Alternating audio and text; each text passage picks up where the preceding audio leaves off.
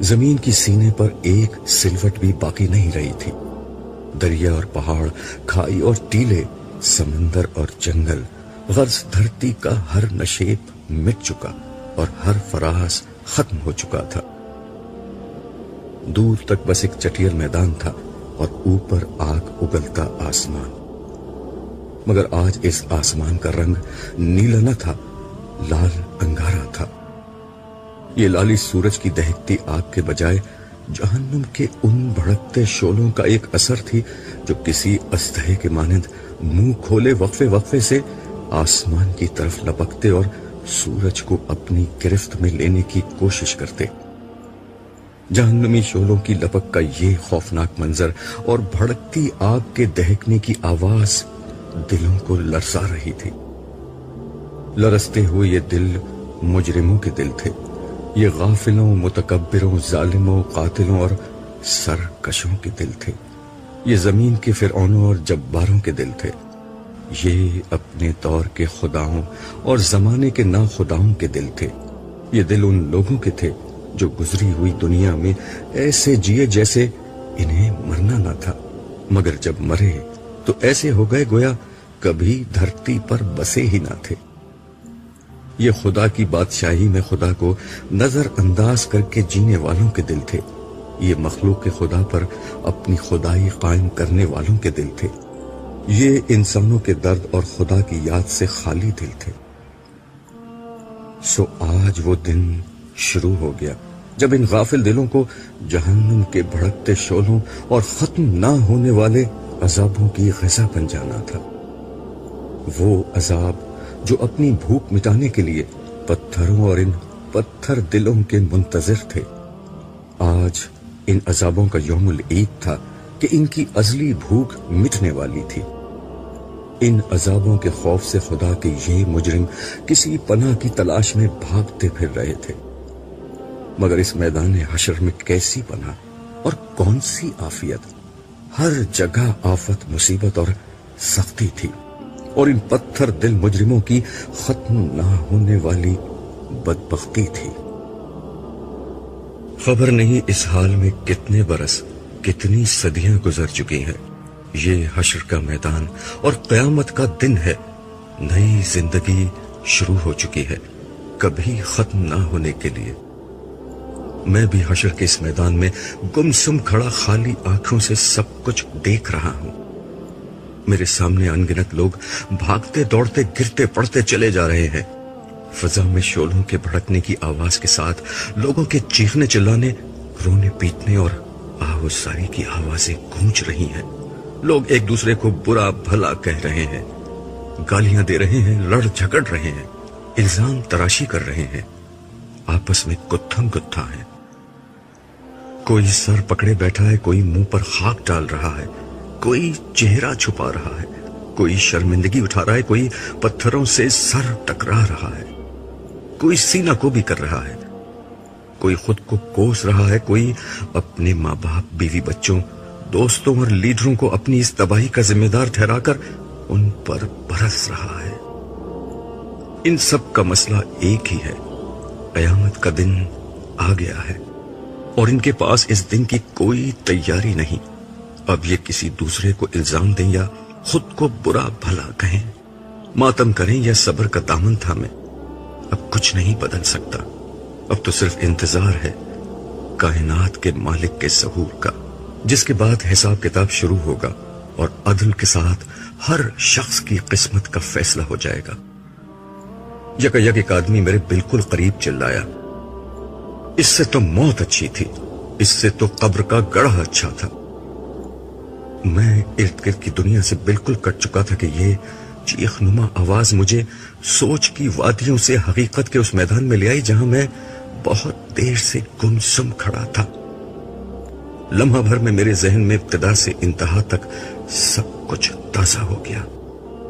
اپنی کہانی، دنیا کی کہانی، زندگی کی کہانی، سب فلم کی ریل کی طرح میرے دماغ میں گھومنے لگی۔ اس بھیانک دن کے آغاز پر میں اپنے گھر میں تھا۔ اس گھر کا محل وقوع خارجی دنیا کے کسی شخص کو سمجھایا نہیں جا سکتا۔ ایک ظاہر بھی نظر کے لیے یہ گھر قبر کا ایک تاریک گڑھا، مگر دراصل یہ آخرت کی دنیا کا پہلا دروازہ تھا، وہ دروازہ جسے اندر سے نہیں کھولا جا سکتا۔ مجھے اس دروازے کو کھولنے میں کوئی دلچسپی تھی بھی نہیں، کیونکہ میں اس دروازے سے گزر کر برزخ کی اس دنیا میں داخل ہو چکا تھا جس میں میرے لیے ختم نہ ہونے والی راحت تھی۔ اس روز مجھ سے میرا ہمدم دیرینہ اور میرا محبوب دوست صالح ملنے آیا ہوا تھا۔ صالح وہ فرشتہ تھا جو دنیا کی زندگی میں میرے دائیں ہاتھ پر رہا۔ اس کی قربت موت کے بعد کی زندگی میں میرے لیے ہمیشہ باعث طمانینت رہی تھی، اور آج بھی ہمیشہ کی طرح ہماری پر لطف گفتگو جاری تھی۔ دوران گفتگو میں نے اس سے پوچھا، یار یہ بتاؤ تمہاری ڈیوٹی میرے ساتھ کیوں لگائی گئی ہے؟ بات یہ ہے عبداللہ کہ میں اور میرا ساتھی دنیا میں تمہارے ساتھ ڈیوٹی کیا کرتے تھے۔ وہ تمہاری برائیاں اور میں نیکیاں لکھتا تھا۔ تم مجھے 2 منٹ فارغ نہیں رہنے دیتے تھے، کبھی اللہ کا ذکر، کبھی اس کی یاد میں آنسو، کبھی انسانوں کے لیے دعا، کبھی نماز، کبھی اللہ کی راہ میں خرچ، کبھی خدمت خلق۔ کچھ اور نہیں تو تمہارے چہرے پر ہمہ وقت دوسروں کے لیے مسکراہٹ رہتی تھی۔ اس لیے میں ہر وقت کچھ نہ کچھ لکھتا ہی رہتا تھا۔ تم نے مجھے تھکا کر مار ہی ڈالا تھا، لیکن ہم فرشتے تم انسانوں کی طرح تو ہوتے نہیں کہ برائی کا بدلہ برائی سے دیں۔ اس لیے تمہاری اس برائی کے جواب میں بھی دیکھ لو، میں تمہارے ساتھ ہوں اور تمہارا خیال رکھتا ہوں۔ صالح نے انتہائی سنجیدگی سے میری بات کا جواب دیا۔ میں نے اس کی بات کے جواب میں اسی سنجیدگی کے ساتھ کہا، تم سے زیادہ برائی میں نے الٹے ہاتھ والے کے ساتھ کی تھی۔ وہ میرا گناہ لکھتا مگر میں اس کے بعد فوراً توبہ کر لیتا، پھر وہ بیچارہ اپنے سارے لکھے لکھائے کو بیٹھ کر مٹاتا اور مجھے برا بھلا کہتا کہ تم نے مٹوانا ہی تھا تو لکھوایا کیوں تھا۔ آخرکار اس نے تنگ آ کر اللہ تعالیٰ سے دعا کی کہ اس شخص سے میری جان چھڑائیں، اس لیے موت کے بعد سے اب تم ہی میرے ساتھ رہتے ہو۔ یہ سن کر صالح ہنسنے لگا اور بولا، فکر نہ کرو، حساب کتاب کے وقت وہ پھر آ جائے گا۔ قانون کے تحت ہم دونوں مل کر ہی تمہیں اللہ تعالیٰ کے سامنے پیش کریں گے۔ یہ بات کہتے کہتے اس کے چہرے پر گہری سنجیدگی کے آثار نمودار ہو گئے۔ وہ بولتے بولتے چپ ہوا اور سر جھکا کر ایک گہری خاموشی میں ڈوب گیا۔ میں نے اس کا یہ انداز آج تک نہ دیکھا تھا۔ چند لمحوں بعد اس نے سر اٹھایا تو اس کے چہرے سے ہمیشہ رہنے والی شگفتگی اور مسکراہٹ رخصت ہو چکی تھی، اور اس کی جگہ خوف و حزن کے سایوں نے لے لی تھی۔ مجھے دیکھ کر وہ مسکرانے کی ناکام کوشش کرتے ہوئے بولا، عبداللہ، اسرافیل کو حکم مل چکا ہے، خدا کا وعدہ پورا ہونے کا وقت آ گیا ہے، اہل زمین کی مہلت ختم ہو گئی ہے۔ تم کچھ عرصہ مزید برزخ کے اس میدان میں خدا کی رحمتوں کے سائے میں رہو گے، مگر میں اب رخصت ہو رہا ہوں۔ اب میں تم سے اس وقت ملوں گا جب زندگی شروع ہوگی۔ تمہاری آنکھ کھلے گی تو قیامت کا دن شروع ہو چکا ہوگا۔ میں اس روز تم سے دوبارہ ملوں گا۔ زندگی کے ہنگامے جاری تھے، بازاروں میں وہی چہل پہل اور گہما گہمی تھی۔ New York, Los Angeles, London, Paris, Shanghai, Delhi, Moscow, Karachi, Lahore, ہر جگہ رونق میلے لگے ہوئے تھے۔ رات کو دن کر دینے والی سیلابی روشنیوں میں 2020 کرکٹ میچ اور فٹ بال ورلڈ کپ کے مقابلے، ان کو دیکھتے اور تالیاں بجاتے تماشائی، پب اور بار میں شراب پیتے اور کلبوں میں اسٹریپٹیز دیکھتے بدمست لوگ، ہالی ووڈ اور بالی ووڈ کی ایکشن اور تھرل فلموں میں اداکاروں کے جلوے اور ان جلووں کے شوقین تماش بین، فلموں، ڈراموں، اسٹیج ٹی وی، بیلے ڈانس اور فیشن شوز میں تھرکتی مٹکتی اپنے جسم کی نمائش کرتی ماڈلز اور اداکارائیں، اور اس نمائش سے اپنی تجوریاں بھرتے سرمایہ دار، نئے دور کے نئے فاتحین عالم۔ ملٹی نیشنل کمپنیوں کے مالکان اور ان کو اپنا علم و ہنر بیچ کر اپنے مستقبل کے خواب بننے والے باصلاحیت نوجوان، میڈیا کی چمک دمک، صحافت کے مرچ مسالے اور بازار سیاست کے ماند نہ پڑنے والے مکر و فریب کے ہنگامے، بازاروں میں گھومتے اور خریداری کرتے مرد و خواتین اور ان کو بلاتی رجھاتی دکانیں اور دکاندار، عمرہ کے عشرت قدوں میں گونجتے ساز و آواز، غربا کے جھونپڑوں میں فخر و افلاس، شادی کی تقریبات میں خوشی کے نغمے، جنازوں اور ہسپتالوں میں غم و علم کے سائے، خدا کے نام پر اپنے مفادات کا تحفظ کرتے اہل مذہب، غریبوں اور ان کے مسائل سے ہمیشہ کی طرح بے نیاز اہل ثروت، کرپشن کی ناپاک کمائی سے اپنی جیبیں بھرتے سرکاری ملازم اور ملاوٹ و ذخیرہ اندوزی سے اپنی تجوریاں بھرتے حرام خور تاجر، عوام کا استحصال کرتے اہل اقتدار اور دنیا پر اپنا غلبہ قائم رکھنے کے منصوبے بناتی سپر پاورز، سب اپنے اپنے مشغلوں اور کاموں میں مگن تھے۔ اہل زمین جو ہمیشہ سے کرتے آئے تھے وہی کر رہے تھے، ظلم و فساد کی داستانیں، دھوکہ و فریب کی کہانیاں، حرص و ہوس کی دوڑ، غفلت اور سرکشی کے رویے، خدا اور آخرت فراموشی، سیاسی ہنگامے، معاشی جد و جہد، مذہبی جھگڑے، طبقاتی کشمکش، ہر چیز ہمیشہ کی طرح جاری تھی۔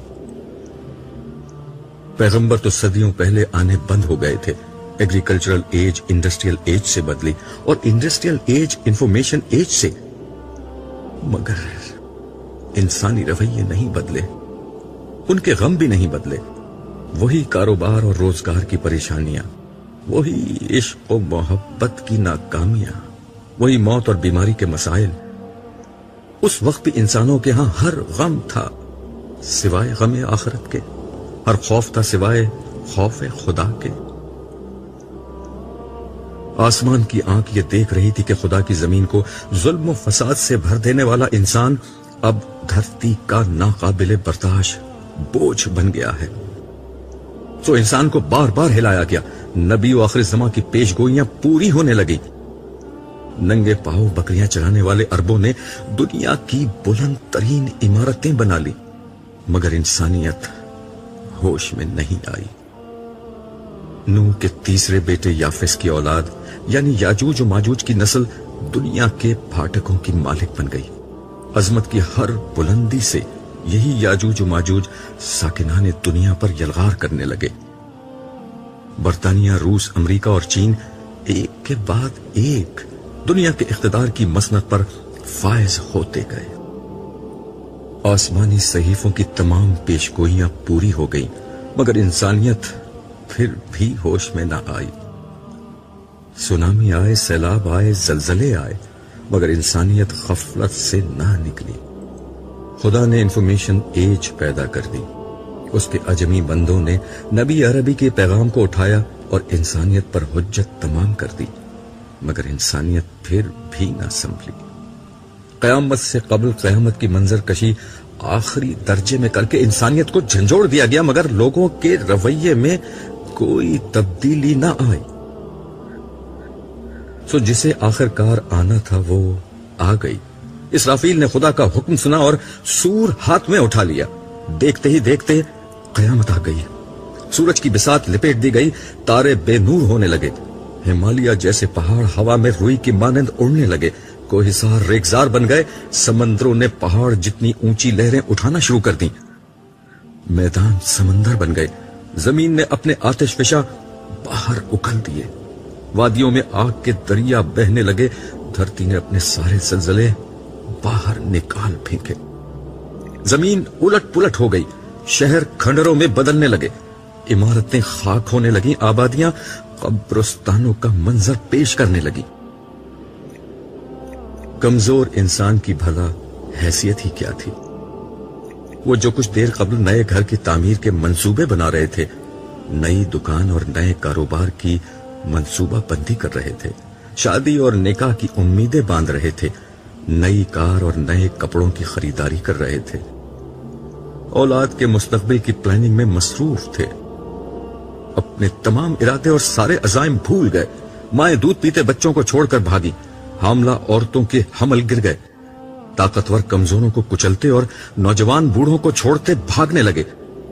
سونا چاندی سرے راہ پڑے ہیں, نوٹ ہوا میں اڑ رہے ہیں, قیمتی سامان بکھرا ہوا ہے, مگر کوئی لینے والا, سمیٹنے والا نہیں. گھر, کاروبار, رشتہ دار, ناتا و اسباب سب غیر اہم ہو چکے ہیں. ہر نفس صرف اپنی فکر میں ہے. آج انسان سب کو بھول گیا ہے, صرف ایک خدا کو پکار رہا ہے, مگر کوئی جواب نہیں آتا. دہریے اور ملحد بھی نام خدائی کی دہائی دے رہے ہیں, مگر کوئی جائے عافیت نظر نہیں آتی. بربادی کے سائے پیچھا نہیں چھوڑ رہے. موت ہر جگہ تعاقب کر رہی ہے. مصیبت نے ہر طرف سے گھیر لیا ہے. آخرکار زندگی موت سے شکست کھا گئی. زندگی ختم ہو گئی, مگر اس لیے کہ زندگی کو اب شروع ہونا تھا. ہوا کی تیز سرسراہٹ کی آواز میرے کانوں میں آنے لگی. بارش کی کچھ بوندیں میرے چہرے پر گری. مجھے ہوش آنے لگا. میں بہت دیر تک اٹھنے کی کوشش کرتا رہا, مگر میرے حواس مکمل طور پر بیدار نہ ہو سکے. کافی دیر میں اسی حال میں رہا. اچانک میرے کانوں میں ایک مانوس آواز آئی, عبداللہ اٹھو, جلدی کرو. یہ میرے ہمدم دیرینہ, میرے یار غار صالح کی آواز تھی. اس کی آواز نے مجھ پر جادو کر دیا اور میں ایک دم سے اٹھ کھڑا ہوا. میں کہاں ہوں؟ یہ میرا پہلا اور بے ساختہ سوال تھا. تم بھول گئے میں نے تم سے کیا کہا تھا. قیامت کا دن شروع ہو گیا ہے. اسرافیل دوسرا سور پھونک رہے ہیں. اس وقت اس کی صدا بہت ہلکی ہے. ابھی اس کی آواز سے صرف وہ لوگ اٹھ رہے ہیں جو پچھلی زندگی میں خدا کے فرما برداروں میں سے تھے. اس نے میرا کندھا تھپکتے ہوئے کہا. اور باقی لوگ؟ میں نے اس کی بات کاٹ کر کہا. تھوڑی ہی دیر میں اسرافیل کی آواز بلند ہوتی چلی جائے گی اور اس میں سختی آ جائے گی. پھر یہ آواز ایک دھماکے میں بدل جائے گی. اس وقت باقی سب لوگ بھی اٹھ جائیں گے, مگر وہ اٹھنا بہت مصیبت اور تکلیف کا اٹھنا ہوگا. ہمیں اس سے پہلے ہی یہاں سے چلے جانا ہے. اس نے تیزی سے جواب دیا.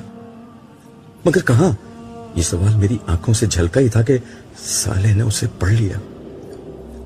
تم خوش نصیب ہو عبداللہ, ہم عرش کی طرف جا رہے ہیں. وہ تیزی سے قدم اٹھاتا ہوا بولا. پھر مزید تفصیل بتاتے ہوئے اس نے کہا, اس وقت صرف انبیاء, صدیقین, شہداء اور صالحین ہی اپنی قبروں سے باہر نکلے ہیں. یہ وہ لوگ ہیں جن کی کامیابی کا فیصلہ دنیا ہی میں ہو گیا تھا. یہ وہ لوگ ہیں جنہوں نے خدا کو بن دیکھے مان لیا تھا, اسے چھوئے بغیر پا لیا تھا, اور اس کی صدا اس وقت سن لی جب کان اس کی آواز سننے سے قاصر تھے. یہ لوگ اس کے رسولوں پر ایمان لائے اور ان کی نصرت اور اطاعت کا حق ادا کر دیا. ان کی وفاداری اپنی مذہبی شخصیات, اپنے لیڈروں, اپنے فرقے کے اکابرین اور اپنے باپ دادا کے عقائد اور تعصبات سے نہ تھی, بلکہ صرف اور صرف خدا اور اس کے رسولوں سے تھی. انہوں نے خدا پرستی کے لیے ہر دکھ جھیلا, ہر طعنہ سنا, ہر سختی برداشت کی. اعلیٰ اخلاق اور بلند کردار کو اپنی زندگی بنایا. خدا سے محبت اور مخلوق پر شفقت کے ساتھ زندگی گزاری.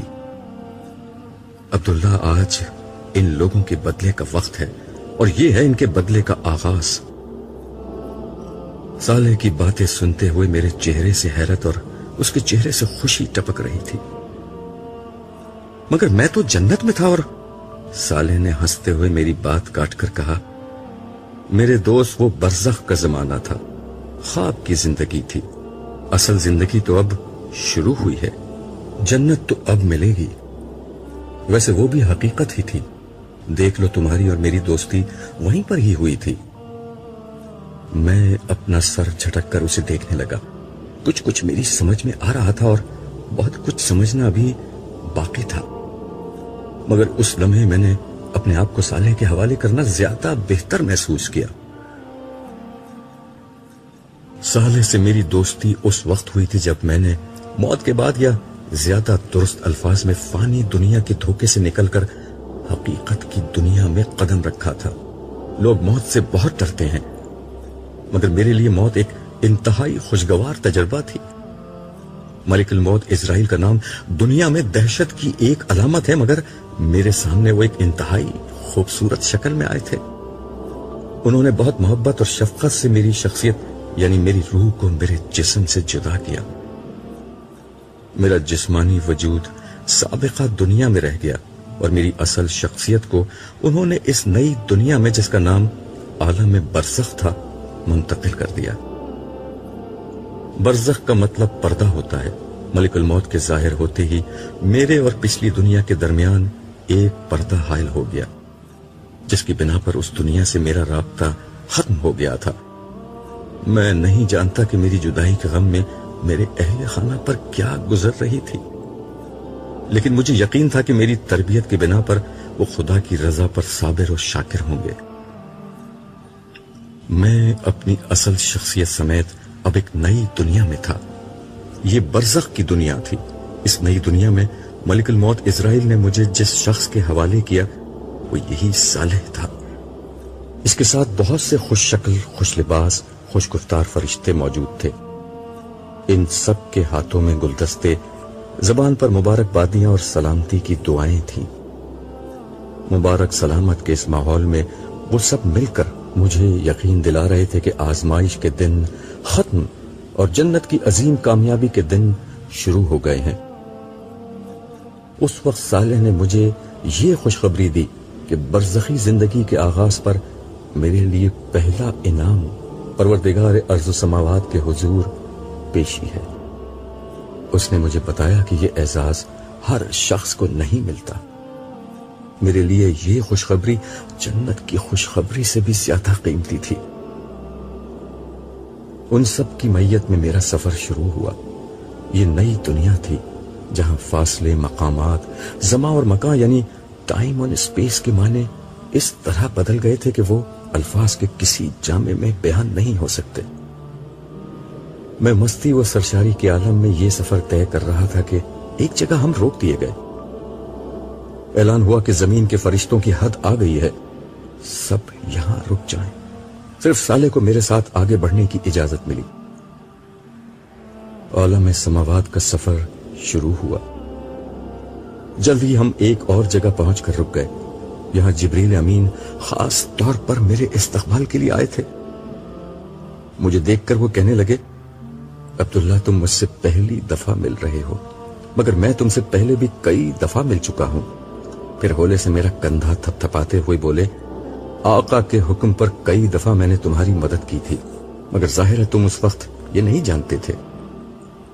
आका के लफ्ज से मेरे चेहरे पर एक रोशनी फूटी, जिसे जिब्रील के नूरानी वजूद ने अल्फाज में ढलने से कबल ही पढ़ लिया और कहा, आओ चलो मैं तुम्हें तुम्हारे अन्नदाता से मिलाता हूं। नबियों के अलावा ये एहसास बहुत कम इंसानों को हासिल होता है कि वो इस तरह बारगाह ओहदियत में पेश किए जाएं। तुम वाकई बहुत खुशनसीब हो। हम आगे बढ़े तो मेरे जहन में एक सवाल पैदा हुआ, जिसका पूछ लेना ही मुनासिब ख्याल करते हुए मैंने जिब्रील अलैहिस्सलाम से अर्ज किया, क्या हम सिदरतुल मुंतहा की तरफ जा रहे हैं? नहीं, जिब्रील अमीन ने जवाब दिया। फिर मजीद वजाहत करते हुए कहा, तुम्हारे जहन में गालिबन मेराज वाली बात है। वो अंबिया का रास्ता है।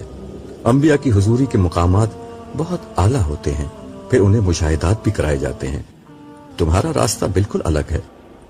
तुम्हें सिर्फ बारगाह अलवहियत में सजदे का एजाज बख्शने के लिए बुलाया गया है, और गालिबन तुम्हारी वजह से सालेह को भी यहां तक आने की इजाजत मिली है। उस लम्हे मैंने सालेह को देखा, जिसका चेहरा खुशी से दमक रहा था। जिब्रील अमीन ने गुफ्तगू का सिलसिला जारी रखते हुए कहा, खुदा की हस्ती लामहदूद है, उसके मकामात भी लामहदूद हैं। तुम्हारी दुनिया में इन मकामात का कोई अंदाजा नहीं किया जा सकता। जो कुछ तुम दुनिया में जानते थे वो बहुत महदूद और कम था। आज मरने के बाद तुम्हारी आंखें खुली हैं اب تم وہ دنیا دیکھ رہے ہو جس کے کمالات کی کوئی حد نہیں۔ میں جو کچھ دیکھ رہا تھا وہ واقعی جبریل امین کی سچائی کا ثبوت تھا۔ میں نے دل میں سوچا کہ اللہ کا شکر ہے کہ میں کفر و نافرمانی کے حال میں نہیں مرا، مگر نہ آنکھیں تو اس وقت بھی کھلتی مگر جو کچھ دیکھنے کو ملتا وہ بہت زیادہ برا اور بھیانک ہوتا۔ جبریل امین کی معیت میں ہم مختلف مراحل طے کرتے ہوئے حاملین عرش کے قریب پہنچے۔ یہاں نور، رنگ اور روشنی کا ایک ایسا حسین اور لطیف امتزاج چھایا ہوا تھا جو بیان کی گرفت سے باہر تھا۔ حاملین عرش کے سر جھکے ہوئے تھے، چہرے پر خشیت کا اثر اور تمانیت کا نور پھیلا ہوا تھا۔ جبریل امین نے بتایا، پروردگار کی بارگاہ کا ہر حکم انہی فرشتوں کی وساطت سے نیچے جاتا اور نیچے والوں کا ہر فعل انہی کے ذریعے سے عالم کے پروردگار کے حضور پیش کیا جاتا ہے۔ میں قرب الہی کے اس مقام کو رشک بھری نظروں سے دیکھ رہا تھا۔ انہوں نے بھی نظر اٹھا کر مجھے دیکھا اور لمحہ بھر کے لیے ان کے چہروں پر مسکراہٹ آئی۔ میرا حوصلہ بڑھا، میرے روئیں روئیں سے اس ہستی کی حمد و ثنا بلند ہونے لگی جس سے ملنے کی خواہش میں ساری زندگی گزار دی تھی۔ پھر چلتے چلتے مجھ پر نہ جانے کیوں لرزہ طاری ہونے لگا۔ خدا سے ملنے کی شدید ترین خواہش پر اس کی عظمت کا احساس غالب آ گیا۔ اس لمحے مجھ پر اتنا شدید روب طاری ہوا کہ میں گھبرا کر واپس پیچھے ہٹنے لگا۔ اگرچہ عرش ابھی بہت دور تھا مگر صاحب عرش کی عظمت کے احساس سے میری ہمت ٹوٹ گئی۔ مجھے لگا کہ اس لمحے میرا وجود کرچی کرچی ہو کر فضا میں بکھر جائے گا۔ شاید یہی ہوتا، مگر ایسے میں میرے کانوں میں جبریل امین کی آواز آئی، یہیں سجدے میں گر جاؤ، اس مقام سے آگے صرف انبیاء کرام جاتے ہیں۔ میں اور صالح دونوں سجدے میں چلے گئے۔ جسے بن دیکھے سجدہ کیا تھا، آج پہلی دفعہ اسے دیکھ کر سجدہ کیا تھا۔ دیکھا تو خیر کیا تھا، بس آثار دیکھ لیے تھے۔ یہ سجدہ کتنا طویل اور کتنا لذیذ تھا مجھے نہیں یاد، جس نے سورج کو روشنی کی رتا اور چاند کو نور کی قبا پہنائی، پھولوں کو مہک اور تتلیوں کو رنگ کا لباس پہنایا، تاروں کو چمک کا لہجہ اور کلیوں کو چٹک کی آواز عطا کی، آسمان کو رفعت کا تاج اور سمندروں کو وسعت کا تخت بخشا اور دریاؤں کو بہاؤ کا حسن عطا کیا، اور جس نے انسان کو بیان کا وصف اور نزول قرآن کا شرف بخشا۔ اس کے قدموں میں گزرا ہوا ایک ایک لمحہ ہفتے اقلیم کی بادشاہی سے بڑھ کر تھا، مگر اس لمحے کو تمام ہونا ہی تھا۔ حاملین عرش کی دلکش صدا بلند ہوئی، هو اللہ لا الہ الا ہو۔ یہ اعلان تھا کہ صاحب عرش کلام کر رہا ہے۔ آواز آئی، میں اللہ ہوں، میرے سوا کوئی معبود نہیں۔ ہر سر سے لذیذ تر اس صدا میں وہ سحر تھا کہ میرا وجود سراپا گوش ہو گیا، میرا پورا جسم اور اس کی ہر قوت کانوں اور سماعت میں سمٹ آئی۔ میں مزید کچھ سننے کا منتظر تھا مگر گفتگو میں ایک وقفہ آ گیا تھا۔ مجھے احساس ہوا کہ شاید اب مجھے کچھ کہنا چاہیے۔ جو پہلی بات میری زبان پر آئی وہ یہ تھی، مالک، زندگی میں یہی ایک حقیقت تو جانی ہے۔ میری یہ بات میرے اپنے کان بمشکل سن سکے تھے مگر حاضر و غائب کے جاننے والے اور دلوں کے بھید پا لینے والے تک وہ بات پہنچ گئی تھی۔ جواب ملا، مگر یہ بات جاننے والا ہر شخص یہاں تک نہیں آتا۔ جانتے ہو عبداللہ تم یہاں تک کیسے آ گئے؟ اس دفعہ میرے شہنشاہ کے لہجے کے جہو جلال میں اپنائیت کا رنگ جھلک رہا تھا۔ اس لیے کہ تمہاری زندگی کا مقصد لوگوں کو میرے بارے میں بتانا تھا، میری ملاقات سے خبردار کرنا تھا۔ تم نے میری یاد کو، میرے کام کو اپنی زندگی بنا لیا، یہ اس کا بدلہ ہے۔ آسمان و زمین کے مالک کی گفتگو اور آواز سنتے رہنا میری زندگی کی شدید ترین خواہش بن چکی تھی۔ مگر ایک دفعہ پھر مالک الملک اپنی بات کہنے کے بعد ٹھہر گئے۔ مجھے محسوس ہوا کہ میرا رب مجھے بولنے کا موقع دے رہا ہے۔ میں نے عرض کیا، کیا میں آپ کے پاس یہاں رک سکتا ہوں؟ مجھ سے کوئی دور نہیں ہوتا، نہ میں کسی سے دور ہوتا ہوں۔ میرا ہر بندہ اور میری ہر بندی جو میری یاد میں جیے وہ میرے پاس رہتا ہے۔ اور کچھ؟ آخری بات سے مجھے اندازہ ہوا کہ ملاقات کا وقت ختم ہو رہا ہے۔ میں نے عرض کیا، میرے لیے کیا حکم ہے؟ حکم کا وقت گزر گیا، اب تو تمہیں حکمران بنانے کا وقت آ رہا ہے۔ فی الحال تم واپس جاؤ، زندگی ابھی شروع نہیں ہوئی۔ میں نے چلتے چلتے عرض کی، آپ قیامت کے دن مجھے بھولیں گے تو نہیں؟ میں نے اس دن کی وحشت اور آپ کی ناراضی کا بہت ذکر سن رکھا ہے۔ فضا میں ایک حسین تبسم بکھر گیا، کھنکتے ہوئے لہجے میں صدا آئی، بھولنے کا عارضہ تم انسانوں کو ہوتا ہے، بادشاہوں کا بادشاہ، تمہارا مالک، تمہارا رب کچھ نہیں بھولتا۔ رہا میرا غصہ تو وہ میری رحمت پر کبھی غالب نہیں آتا۔ تم نے تو زندگی بھر مجھے امید اور خوف کے ساتھ یاد رکھا ہے، میں بھی تمہیں درگزر اور رحمت کے ساتھ یاد رکھوں گا۔ لیکن ایک لمحے کے شاہانہ توقف کے بعد ارشاد ہوا، تمہاری تسلی کے لیے میں صالح کو تمہارے ساتھ کر رہا ہوں، یہ ہر ضرورت کے موقع پر تمہارا خیال رکھے گا۔ یہ تھی میری اور صالح کی پہلی ملاقات کی رویداد اور اس کے ساتھ میرے رہنے کی اصل وجہ۔ عالم برزخ میں میری زندگی جسم کے بغیر تھی، اس میں میرے احساسات، جذبات، تجربات اور مشاہدات کی کیفیت ویسی ہی تھی جیسی خواب میں ہوتی ہے، یعنی غیر مادی مگر شعور سے بھرپور زندگی، جس میں مجھے ان نعمتوں کا مکمل احساس رہتا جو جنت میں مجھے ملنے والی تھی۔ صالح میری خواہش پر وقفے وقفے سے مجھ سے ملنے آتا رہا، ہر دفعہ وہ مجھے نت نئی چیزوں کے بارے میں بتاتا رہتا اور میرے ہر سوال کا جواب دیتا۔ آہستہ آہستہ ہماری دوستی بڑھتی گئی۔ پھر آخری ملاقات میں اس نے مجھے بتایا تھا کہ زندگی شروع ہونے جا رہی ہے اور اب میں اس کے ساتھ میدان حشر کو تیزی کے ساتھ عبور کرتا ہوا عرش کی طرف بڑھ رہا تھا۔ چلتے چلتے میں نے ارد گرد دیکھا تو تا حد نظر ایک ہموار میدان نظر آیا۔ ماحول کچھ ایسا ہو رہا تھا جیسے فجر کی نماز کے بعد اور سورج نکلنے سے قبل کا ہوتا ہے، یعنی ہلکا ہلکا اجالا ہر طرف پھیلا ہوا تھا۔ اس وقت اس میدان میں کم ہی لوگ نظر آ رہے تھے، مگر جو تھے ان سب کی منزل ایک ہی تھی۔ میرے دل میں سوال پیدا ہوا کہ ان میں سے کوئی نبی یا رسول بھی ہے؟ میں نے صالح کو دیکھا، اسے معلوم تھا میں کیا پوچھ رہا ہوں۔ کہنے لگا، وہ سب کے سب پہلے ہی اٹھ چکے ہیں، ہم انہی کے پاس جا رہے ہیں، کیا ان سے ملاقات کا موقع ملے گا؟ میں نے بچوں کی طرح اشتیاق سے پوچھا۔ وہ چلتے چلتے رکا اور دھیرے سے بولا، اب انہی کے ساتھ زندگی گزرے گی۔ عبداللہ، تم ابھی تک نہیں سمجھ پائے کہ کیا ہو رہا ہے۔